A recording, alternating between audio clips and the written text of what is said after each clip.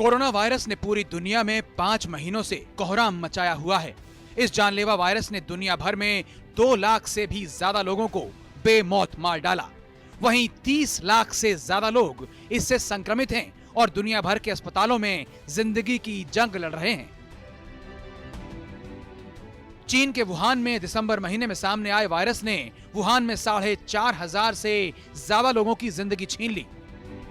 उसके बाद इसका सबसे घातक हमला यूरोप पर हुआ। इटली में इसने तबाही मचाई और 26,000 से ज्यादा लोग इस वायरस से जिंदगी की जंग हार गए।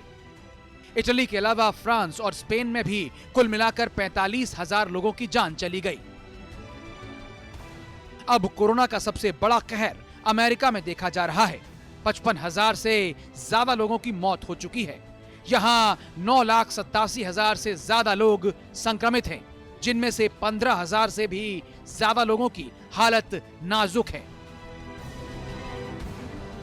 कोरोना वायरस को लेकर चीन पर लगातार सवाल उठते रहे हैं। कुछ सवाल इस वायरस के पैदा होने को लेकर हैं, तो कुछ सवाल इस पर हैं कि चीन ने इस वायरस की गंभीरता को लेकर दुनिया से सच छिपाया और नतीजा यह हुआ कि अब तक 2 लाख से ज्यादा लोगों की जान जा चुकी है। चीन ने अमेरिका और यूरोप के वैज्ञानिकों और शोधकर्ताओं के लिए अपने दरवाजे बंद कर दिए हैं।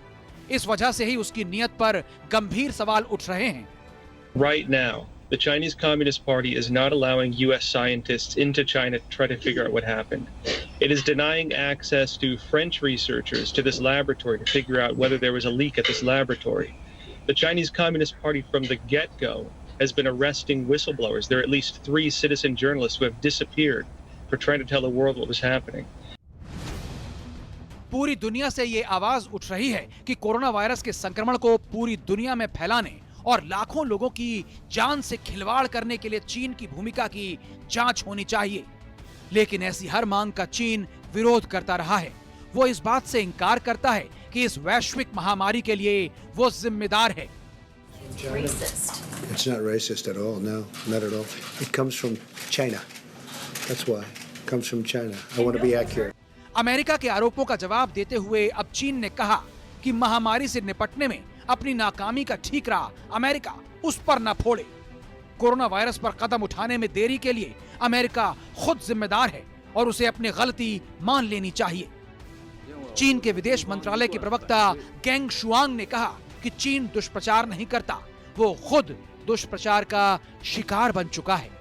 首先我要说的是，中方一贯反对制造和传播虚假信息。我们反对任何人或者任何机构有这方面的行为。中方是虚假信息的受害者。 चीन ने उल्टे अमेरिका को नसीहत देते हुए कहा कि वो अपने यहाँ के लोगों की और अंतर्राष्ट्रीय समुदाय की चिंता दूर करे। शायद विश्व स्वास्थ्य संगठन को जांच के लिए बुलाया जाना चाहिए। दरअसल चीन ने बड़ी होशियारी से यह बयान दिया क्योंकि अमेरिकी राष्ट्रपति ट्रंप ने WHO को अमेरिका से मिलने वाला फंड बंद कर दिया है और ये आरोप लगाया कि वो कोरोना संक्रमण पर चीन की तरफदारी कर रहा था। If you look at timelines, you got to look at some timelines. But the World Health Organization, just like the World Trade Organization, I'm telling you, I call them, they have been treating the United States for decades so badly, and they've been so in favor of China. China took off when it joined the World Trade Organization. Trump के आरोपों पर चीन ने कहा कि उसने corona संक्रमण फैलने से जुड़ी कोई बात अमेरिका या किसी भी देश से कभी नहीं छिपाई। ऐसे में उस पर महामारी के फैलने या दूसरे देशों की ओर से कदम उठाने में देरी का जिम्मेदार नहीं ठहराया जा सकता। चीन ने ट्रंप की बौखलाहट को अमेरिका में चुनाव और महामारी से निपटने में ट्रंप की नाकामी से जोड़ दिया है। चीन की सरकारी न्यूज एजेंसी शिनहुआ ने कहा है कि अमेरिकी कंजर्वेटिव पार्टी दूसरों पर आरोप लगाकर अपनी नाकामी पर पर्दा डाल रही है। इससे केवल उनका नुकसान होगा जो महामारी से जूझ रहे हैं और दुनिया की लड़ाई और मुश्किल हो जाएगी।